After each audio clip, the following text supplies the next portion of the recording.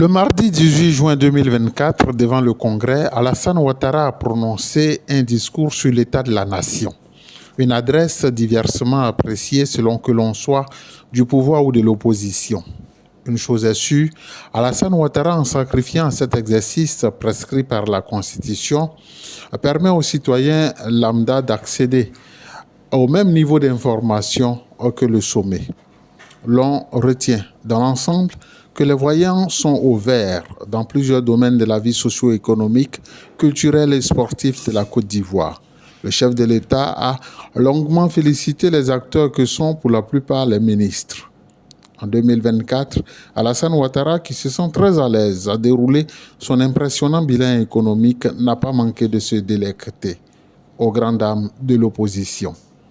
À 16 mois de la présidentielle 2025, les différentes formations politiques de l'opposition s'attendaient à un discours éminemment politique. Et ce ne sont pas les sujets qui manquent, à commencer par la candidature ou non du chef de l'État lui-même en octobre 2025, mais aussi la création de conditions claires, inclusives et transparentes pour la présidentielle 2025, sans oublier certaines réformes souhaitées par l'opposition. Quid de tous ces desiderata. Alassane Ouattara ne veut pas aller sans doute vite en besogne. Il estime certainement que chaque chose en son temps.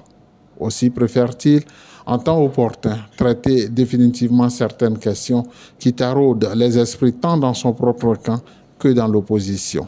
En tout état de cause, les acteurs politiques n'ont plus d'autre choix, qu'ils soient de la majorité présidentielle ou encore de l'opposition, que de se lancer dans la course sur le terrain afin de prêcher chacun pour sa chapelle.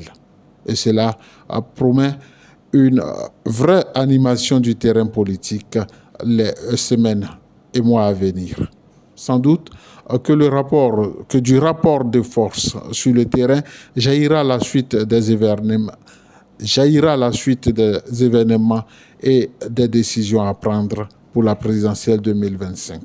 Chaque camp marche sur des œufs et le moindre faux pas serait suicidaire sur le chemin qui mène à la présidentielle d'octobre 2025.